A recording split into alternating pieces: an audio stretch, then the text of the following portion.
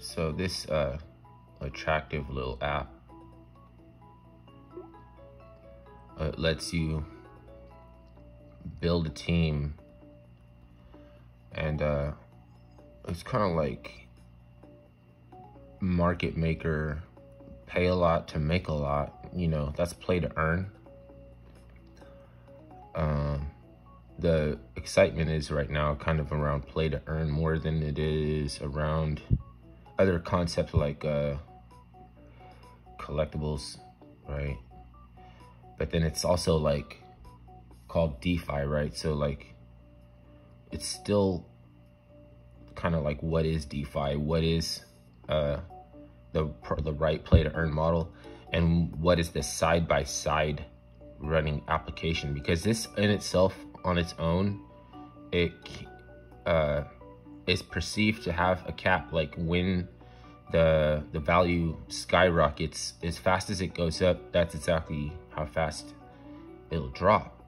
So you know, and it's kind of like well, hey, that you could say that's a pyramid scheme, right?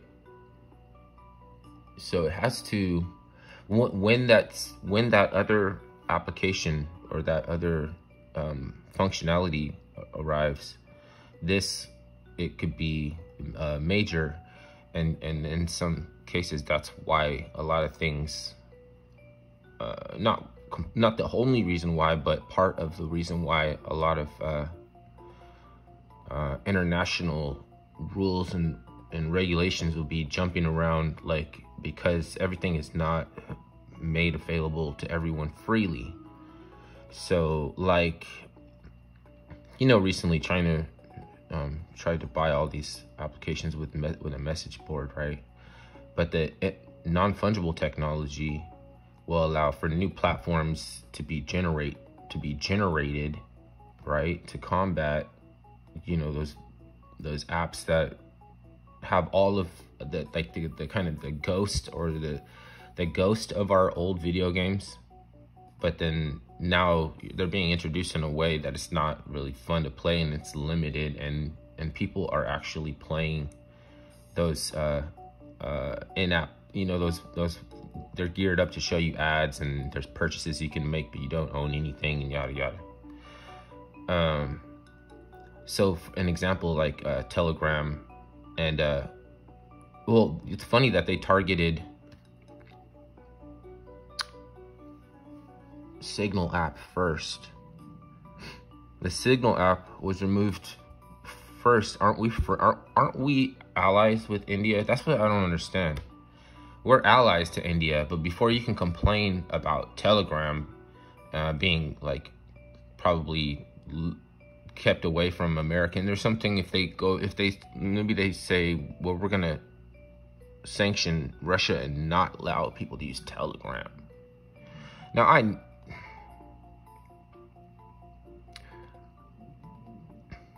I could feel it in my bones, like when I know that I'm being prepped, and it's not a point to try to argue with somebody. They want you to appeal to logic and reason and common sense when they don't have it for them out the window. If you already know what they want to do, you know what I mean? It's like, why do you have all these like virus, dangerous pathogens left over from the Cold War and some shit, when you could have killed them and you had all this time to destroy, and you still have it, and then they're in all of these like little like shantytown biolabs. The biolabs look like it's inside of like somebody's house, in a janky part of town, and just like you would imagine, you know what I mean? Because they don't have fucking, did you see what some of these cities look like in the Eastern Bloc? They have buildings, but they don't look like secured buildings, you know what I mean? And you're like, and then you think that, oh, they have something where it's secure, and like, and then you see it and you're like, oh, wait a minute, this is still ghetto. This is still ghetto. Anyways, there's a side-by-side running application with that, and to tell you what you think. You know what I mean? It's like, you could say that they might be trying to kill everybody. You could say that. They want us to start salivating when you hear about redistribution of the wealth. But if you knew what redistribution of the wealth means, you know that the population holds the wealth. So if you redistribute the wealth, and a lot of the population, you know, will find themselves at the very least without a means to sustain. Okay, at the very least. I don't even want to hear about it. Because when you're dealing with these kind of apps, you see a lot of potential, and then you see a lot of them go by the wayside of some human inadequacy or something fucked it up. You know what I mean? You only need one or two of them to work, and they will. So a couple of them are gonna work, and those people are gonna be very lucky. You know what I mean? If you want to say it's a scam, then you're just being lazy and summarizing everything together. Okay, let me see. I'm in my factory now, and I gotta collect some resources, because this is just completing a narrative, you know, and like you can send people these cards, these digital cards, to work in their. So I'm not saying anybody has to buy. I'm just talking about the technology, because I already have a lot of projects, and I don't care to shill any one of them. You know, I don't even know which one is gonna pay off to tell anybody what else to try. You know, like just if you can support by sending somebody a free NFT to get them some exposure to the ecosystem, and see if maybe they like it and they want to play it. This could turn into a social app, you know what I mean? Because you have I already have, who am I gonna show my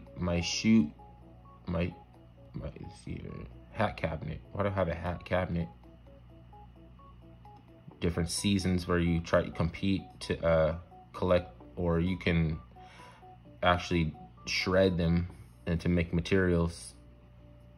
But they provide different perks, okay, see that, and then you have to sometimes recharge it after the expiration date. You have to put a little bit of that O coin. Don't send me any free gifts. If you've seen that address, I'm not putting that up there for nobody to send me no money for me to get paid for no videos. And unless you're so loaded and strapped with cash or something, then you just want to fuck around, and you're just fucking around. Sometimes that's okay, I can click on let's see there.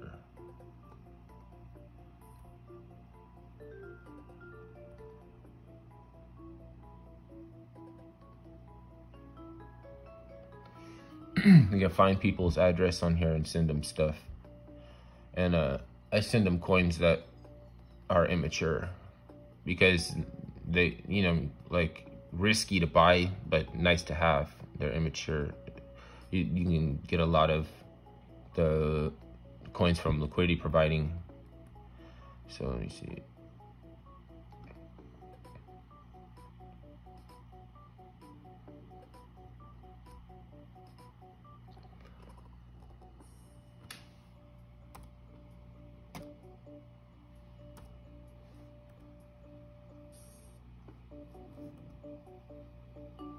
Okay, this is my online friend, my internet friend, that I made in a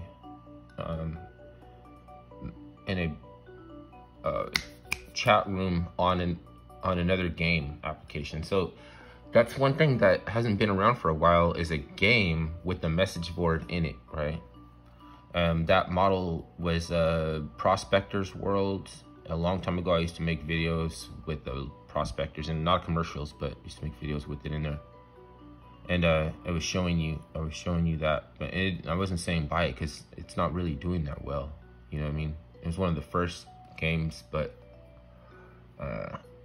it didn't have the right, like, one Alien Worlds is successful because it has partnerships and it's on Binance Smart Chain.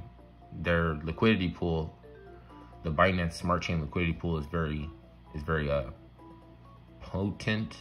You got to use the right words to be able to convey some things. So there's context traps. And the normal way I would want to, the lazy way I might want to explain something if I don't use the right terminology. Okay, so yeah, okay. These are just coins that I sent him before. And this person was like, I talked to him long enough to know, like, to get to know. So I know he's not a robot. He's not, like, you know, his use of English was like almost nothing. It was like, I could tell what he means, but I can understand what he means. But it just entertained. It was funny. It was just funny. So now I just buried him out for making me laugh. Weird. All right, let me get out of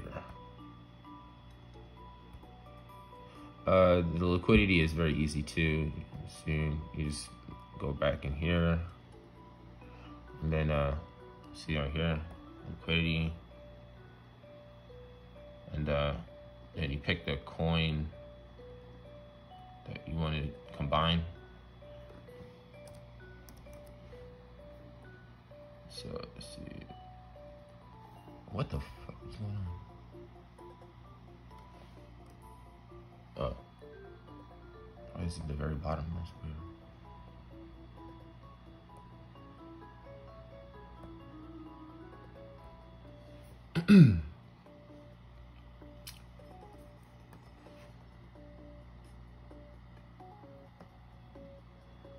Okay.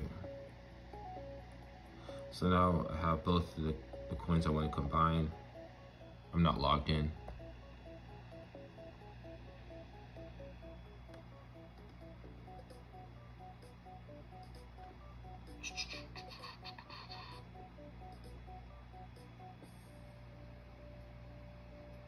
Okay. Well, and you just click one and it'll pair them, or if I change the amount, they'll both change. So it's an equal amount of value that you pair together to make a LP token. And then when you go into the app that lets you stake the LP token, it'll show up on there. It's automatic. Everything's very succinct, and the network Wax network is very built out for somebody who doesn't maybe use MetaMask and is trying. If you want to get somebody interested in something, you don't try to overwhelm them with a bunch of stuff like that they don't know that they will learn easily down the road, because they'll turn them off to it. You start by just playing around with shit. And so like that guy, he doesn't know any English right now, hardly. I can make him a liquidity provider, and I can sort of slowly build up his like with a little bit of encouragement, people will accomplish a lot. So I could just let me show you the NFTs I sent him, because he uses them all. I can follow on the blockchain the use and how active his account is. So then you know who not to give gifts to, because if they're not using it, if they're not active, you know what I mean, then they might not have. It's on you or your responsibility to know what the value is. So if you give somebody an NFT that's worth a lot and deployed, and they don't even deploy it, you know what I mean? They're sitting on it. They don't even use it for the liquidity. Like that's a real risk. And even if someone seems interested, they may not really know that it is. You have to manage assets. And maybe they're thinking like something they like is maybe they'd probably be better off if they had like a different NFT. that they didn't have to manage like that. So, you know, you have to kind of gear them. Oh, it's my jam, because I'm using slow internet. My internet speed sucks, so it's not the website's fault, but I have to do things twice every now and then. I'll work on the internet thing later. I tackle problems that don't need to be solved last, and I wait until somebody says, why don't you just do this? And then I do it. This is just a weird thing about me. Like, when it becomes blaringly obvious that it makes sense to do it, then it'll be a why don't you? But until then, it's like, not. Okay, so this is the reason I said, this isn't like, I am kind of not showing off, but I am, because I have to show you. But I mean, there's this value, right? So it seemed like, oh, you have $100,000. It's not really like that simple. It's tied up in projects as perceived value and in very low liquidity markets. But I mean, it's good for passive income for just getting through life, you know. So and that number fluctuates a lot, and it's also micro transactions that like be a real headache for tax purposes. Then I really don't cash out. Like I just try to build up the network in a way that's sane, that I could take, that I don't lose, that I don't feel bad because I'm not getting anything out of it, and then I also get to build up other people. If I just withdrew all that, would be stupid, because first off, the IRS is going to want a huge cut. It's going to be a tax nightmare. And if you sell small amounts just to support yourself, they don't care. They're not looking for that small amount. So it's like a different kind of money, you know. People call crypto or NFTs a strange form of gambling, but I would liken it to another type of relationship with assets. It's like a relationship with an asset that will do so much for you, how you manage it, how you manage it. And like you will see that some of these can be free. Like some of these might have been free, and the value could go up an awful lot, from free. It's not because they're crafting and combining. That's part of it, but it's because they found a functionality within a utility or an app or an industry or a niche market or something. Then you know what I mean. And usually when that happens, it's nobody knows about these things when they happen, right? Oh, I didn't show you did I show you what I gave my friend? All right, so that account that I was showing you with those coins I sent him, right? Here's his NFTs.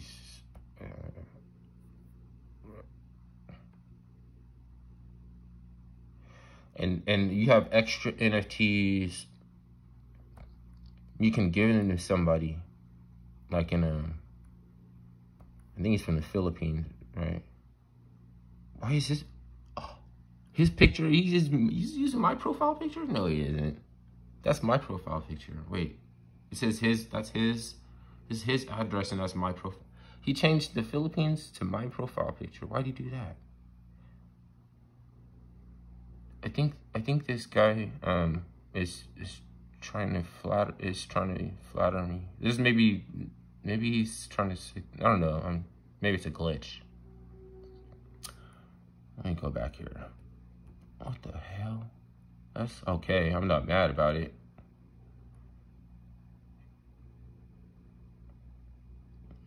Oh no, there it is. It was a glitch. I was like, this is the Philippines, I think. So he was asking me before to send him like the remainder of like the dust of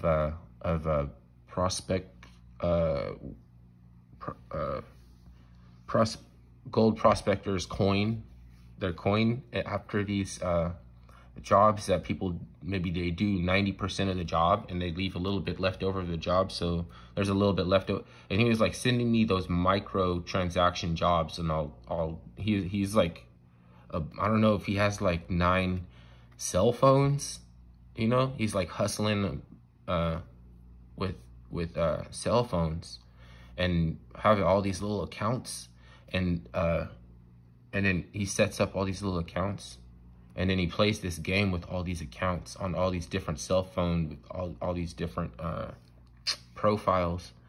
And he was telling me I could put a delegated team to finish all those little micro things. And I was like, you know, that's like a chore. I'm working for you to even set those all up for you. Like, I'll be working for you to give them to you.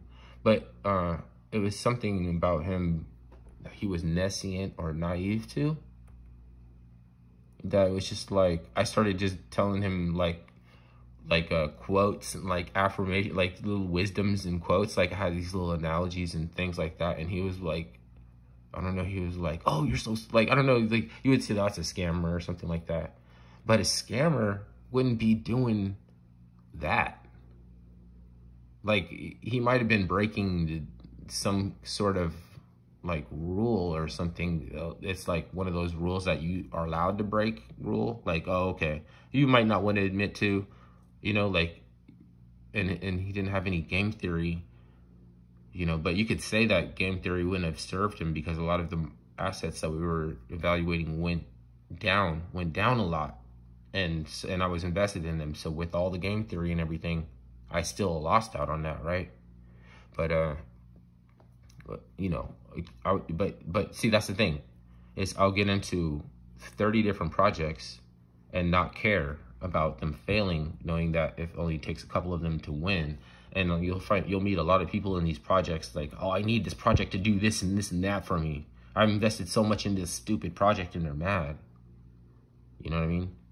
So he already had a funky, you know, so people can be in a funk. They could be kind of funky and but still have something about them that that you like. It's like, you could be really wrong, but if your basis is that you didn't know, you believed something that turned out not to be true, then it's forgivable. Whereas if you have prior knowledge, just foresight into something, and then undersold, like what's tried to downplay, that's a bigger deal. Then I don't like that, you know what I mean?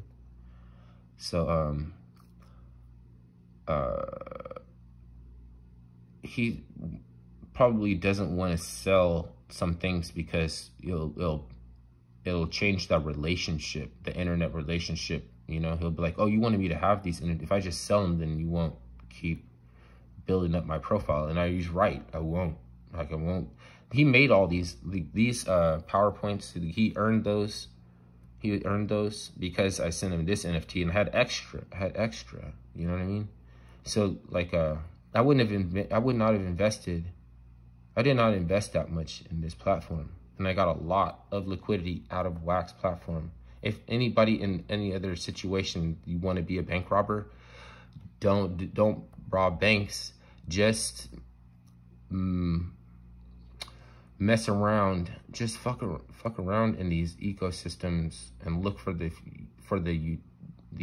function, the utility with the new functionality that's behind a partnership of people who have been successful in the past. Try to find a lot of those, you know, throw a little bit at them. Just throw a little bit at them, and then you'll have like more money than you can comfortably withdraw from a bank. So it's still like you're still kind of doing something not above board, but it is actually ethically okay. It's just, you know, people will like think it's not ethical if there's a possibility that you could lose. It's just you have the wrong ethos. You're gonna lose most of the time. Let me just I'm on 2 or 3 different, 2.5 different NFT platforms, because some of these NFT platforms can arise out of an NFT platform and then build out a node or build out its own ecosystem enough to be its own NFT platform. So I'm in like 2.5 major NFT platforms with a similar amount of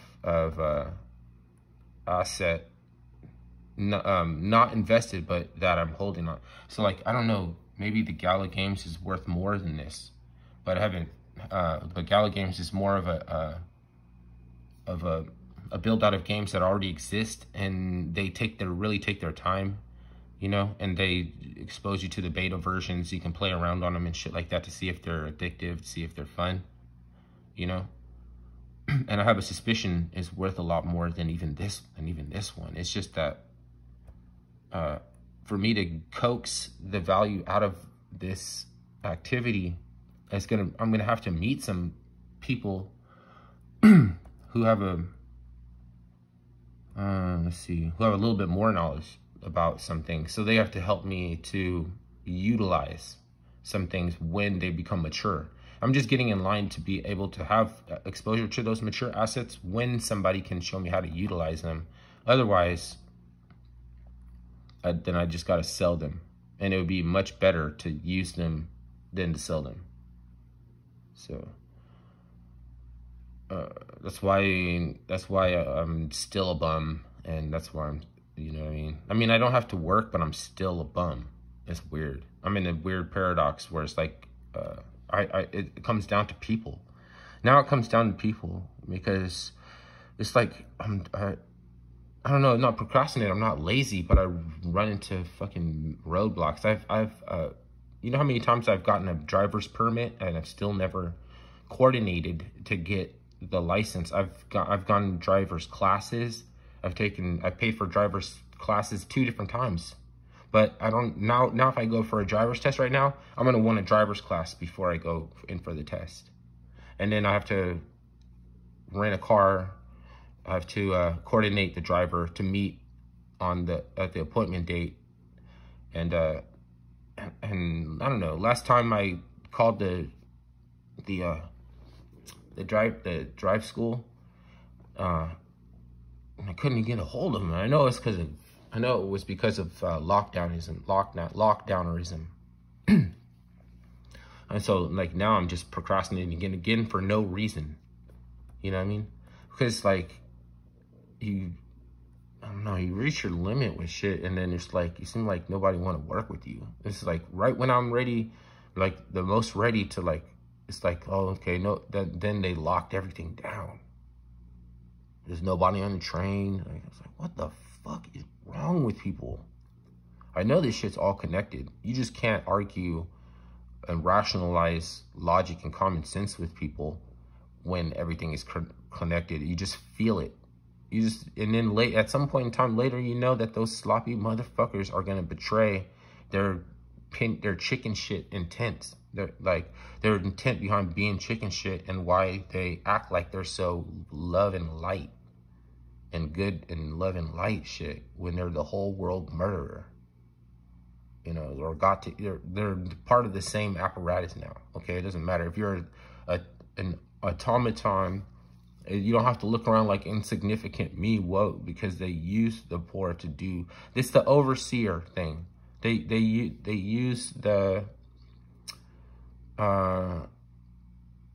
use one of the slaves to whip the other slaves. You know? And so it's like, great. I was a bum. I made bad decisions. But now it's like the people who are closest to me, my own people, are the ones that don't want to form they don't want to form Voltron, the Power Ranger. They're the ones that don't want to form the Power Ranger, and they've been prepped, too, like in movies and shit. In Ferris Bueller's Day Off, they made the Munchausen guy seem like cool, and he really identified with his problem, and you liked his personality. But that was all a setup. It's just like Ghost was not a metaphysical movie. It was telekinesis movie. And you have to like decode that shit at some level before you can move past, or at least allow other people the colloquialisms that had enslaved your mind. You know what I mean? Like, you've discovered the colloquialism, but now you got to let people get away with using it for you to appreciate that it doesn't have any power. Okay. For you to get to the mental prowess that it doesn't have the effect of enslaving your mind anymore, you have to tamper down rhetoric and to people that maybe use terminology in a way that denies them exposure to liquidity, to liquid assets, because they think to manage it is too much. They don't know it's easy, or maybe they think it's complicated because of the words that we use. You can't appreciate capital gain. I'm sorry, maybe you hate money. You know what I mean? I might want to tell you some valuable information, and as a disclaimer, I have to tell you maybe I don't hate money. You know? Yeah, I don't hate money, but so on and so forth. All right, I'm out of here.